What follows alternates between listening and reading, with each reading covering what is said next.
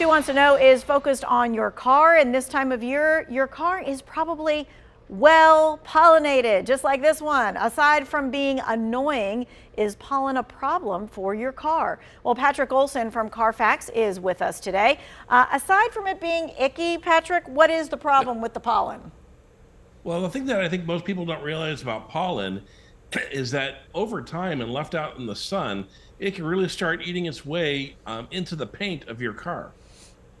Okay, and so we're talking about how long before we have to get, the car wash. Some people are going to use this as an excuse to go to the car wash every single week, and other people are going to be like, I don't know if I need to do it that much. Right. So pollen is acidic. And so over time, it's going to eat in. It's not going to do it immediately. You've got, every week is probably overkill, but once a month, particularly in the heavy pollen season, makes a lot of sense. The other thing about pollen that's not very apparent to most people is it feels soft when you brush it off the car, but it's actually got sharp edges, and those edges actually scratch into your paint as well. So you've got to make sure you get the stuff off on a regular basis. And don't just wipe it off your windshield. The parts that are blocked by pollen, when you do that, really reduce your visibility and don't keep you aware of pedestrians and other things that may be around you. I don't know this has anything to do with it or not, but what about that air cabin filter?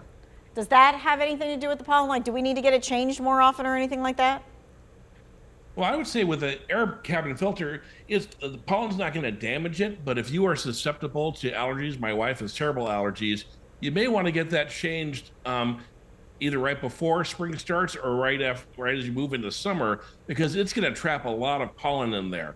It's going to make your car smell kind of funky, but it can keep you sneezing all season long. Yeah, we don't want that. Okay, pollen isn't the only issue for the paint that's on your car. It never fails. Here you are at work. If you know you park in a certain spot, the birds are going to find you. So what should we know about that? That's bad news. Yeah, that's very bad news. So bird poop and even bug entrails, like when you're driving down the road in the spring or the summer, all of that stuff is also very acidic to your car. And bird poop in particular, I would not let that sit for very long, because the more you get on your car, it eats through, because it's so concentrated and, for lack of a better word, heavyweight compared to the lightweight of pollen. I would want to get that off as quickly as possible to avoid damaging what a lot of people refer to as a clear coat on the car, but there's a layer that protects your paint. Once you burn through that, then your paint is going to fade faster, and frankly, your car is going to be worth less over time. And I don't know if there's a right way or a wrong way to wash a car. Well, I would say at a minimum, even the $3, $5, take your car and get it just blasted with water as you go through is good enough to get the stuff off your car. Your level of fastidiousness is really going to determine how much more you need than that. One thing that experts do recommend, though, is a good wax job on your car.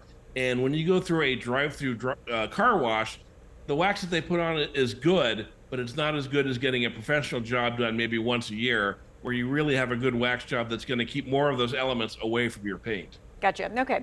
When it comes to seasonal maintenance, let's talk about some of the things that we need to keep in mind, especially as we're headed into spring. So for a lot of people in the wintertime, they're either not driving as much or they're not thinking about their car. But it's a good time when you get to the beginning of spring to make sure, if you haven't had a oil change in 6 months, it's probably time to get it. When you let the oil sit too long, it can have sediment, it can have sludge, other things in the system, even if you haven't driven that many miles. So I would say it's always a good idea to get the oil changed. And as I suggest, whenever you get the oil changed, also get your tires rotated so that they are wearing evenly across all four. Gotcha. Okay. And speaking of tires, in the wintertime, we're all very kind of cognizant about the air pressure because it's so cold. Yeah. But the spring always brings some kind of, fun freeze, like we're going to have one tonight. Oh, absolutely. We'll wake up in the morning, it'll be in the 30s or 40s, then you'll be in the 70s or 80s by the end of the day. And your tire, the rubber in your tire and the metal in your rim, they can expand and contract at different rates with that temperature change. And that often means a lot of air is getting out of your tire. And so driving on underinflated tires reduces your ability to steer. It takes you longer to stop. It's just generally a bad idea. So don't wait for your tire pressure monitoring system to pop up on your dash. check the level of your tires every time you get gas to make sure you're maintaining that level. All right. A lot of the things that we just talked about when it comes to maintenance deals with you laying out money. But there is something that every one of us can do that's absolutely free, and that is to check the recalls on our cars. Absolutely. If you go to carfax.com/recall, you can see whether or not your car has a recall issued for it. And don't assume if you've got a newer car or a very old car that your car is either too new or too old for recalls. In March alone, we've seen more than 25 recalls for models that stretch all the way back to 2012. So they can come at any point, but you can use either go to the National Highway Traffic Safety Administration site, go to carfax.com/recall, or even get the CARFAX Car Care app, which is free, which will send you an alert if and when a new recall is issued for your car. All right, we appreciate your time and your expertise. If you missed any of this, we're going to have this interview posted in our Who Wants to Know section.